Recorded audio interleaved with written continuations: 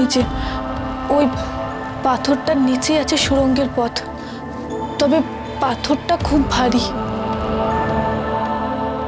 কই দেখি।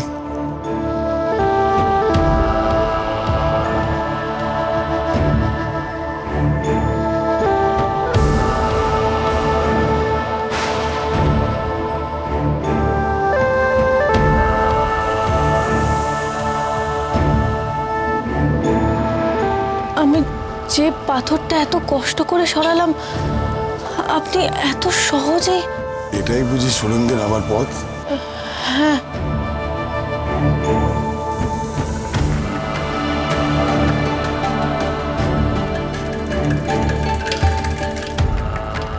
ওরে বাবা, মা শেষে মেয়েকেই টেনে নিয়ে চলে গেল।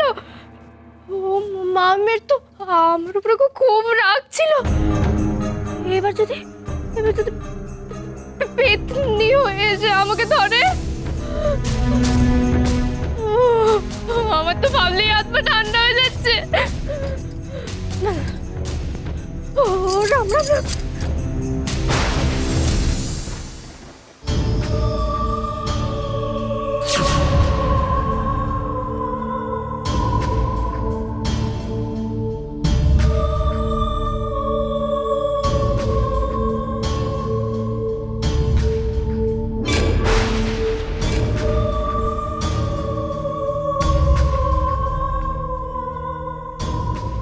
কে তুমি?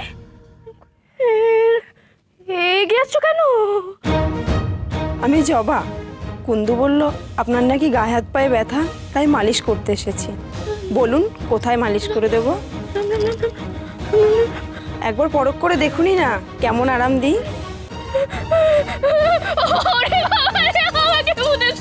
কি হলো তোকে? আরে কি হয়েছে, তুমি চিৎকার কেন করছো?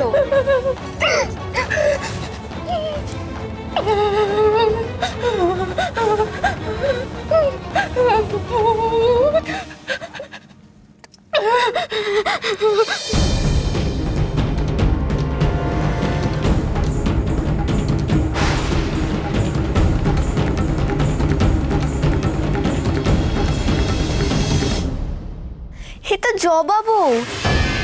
ও আমাদের বাড়িতে নতুন কাজ করতে এসেছে। ও খুব ভালো মেয়ে মেস দিদি। তুমি ওকে ভয় পাচ্ছ কেন? কি ব্যাপার নয়নবু, আজকাল তুমি বাড়ির কাজের লোকেদেরও ভয় পাচ্ছ? কাজের মেয়ে যখন আমার অনুমতি ছাড়া এভাবে ঘরে ঢুকে এলো কেন? আমি তো মেজ বৌরানীর সেবা করতে এসেছিলাম। শুনলাম বৌরানীর গায়ে হাত পায়ে ব্যথা, তাই মালিশ করতে এসেছিলাম। এসেছিলে যখন অত বড় ঘুমটা দেওয়ার কি ছিল? এবারই রাতব কায়দা না জেনেই বাড়িতে ঢুকে পড়েছো কাজে। থাক থাক নয়নবু, আর চিৎকার চেঁচামেচি করো না। সবেতেই বাড়াবাড়ি।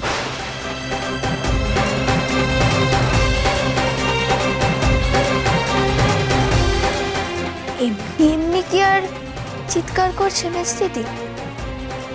ওটা ভয় মরছে। ভাবছে প্রফুল্ল দিদির মা ভূত হয়ে এসে ওর ঘাড় মটকাবে। আর ভয় পাবে নাই বা কেন? প্রফুল্ল দিদি থাকার সময় তো ওর ওপর কম অত্যাচার করেনি, তাই জন্য এখন ভয় মরছে। ভালো হচ্ছে না কিন্তু সাগর, আমাকে শুধু শুধু এভাবে ভয় পাওয়াবি না।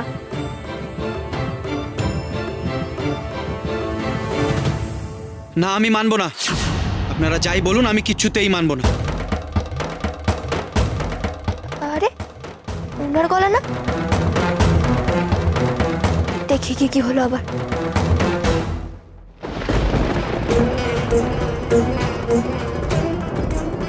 না না বাবা, আমি কোথাও যাচ্ছি না, আমি এ ঘরেই থাকি।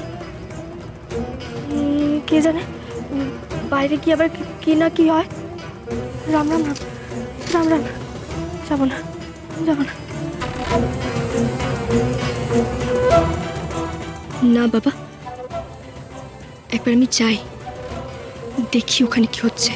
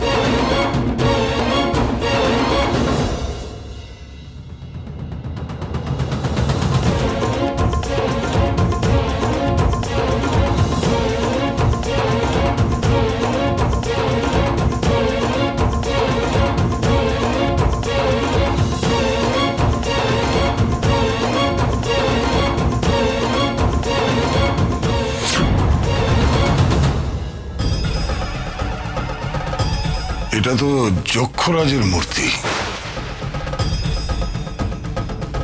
গুপ্তধন কোথায়?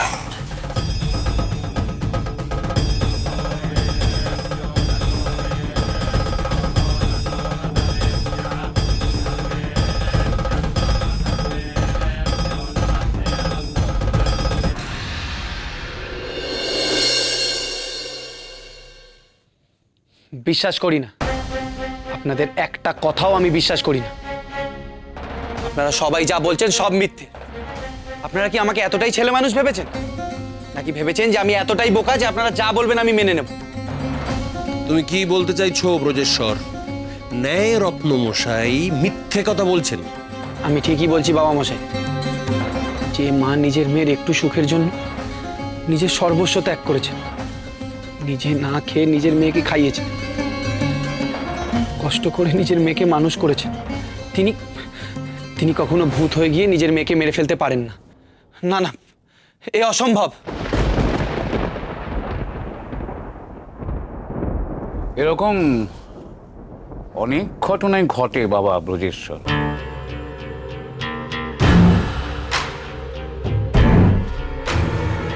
বুদ্ধি দিয়ে তার ব্যাখ্যা করা যায় না। মানুষের মৃত্যুর পর তার আত্মা প্রেতাত্মায় পরিণত হয়। তখন সে মানুষের ভালো মন্দ বিচার করার অবস্থায় থাকে না।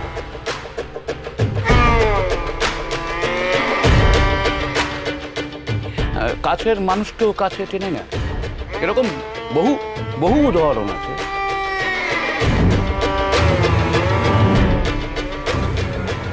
হ্যাঁ, আমি নিজে দেখিনি বলে এই ঘটনাটা বানানো মিথ্যে সেটা বলতে পারি না।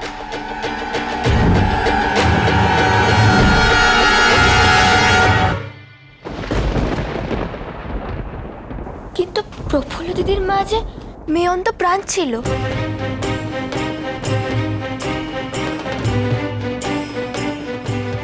প্রেতাত্মা হোক আর যাই হোক, মা কখনো তার সন্তানের এত বড় ক্ষতি করতে পারে না।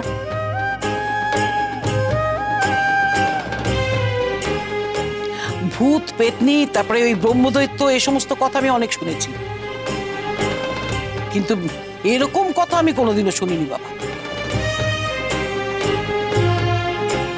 না না পিসিমা, আমরা তো এরকম অনেক কিছুই শুনিনি। তাই বলে শুধুমাত্র আমরা শুনিনি বলে যে সবকিছু এভাবে মিথ্যে হয়ে যায় তা তো নয়, তাই না?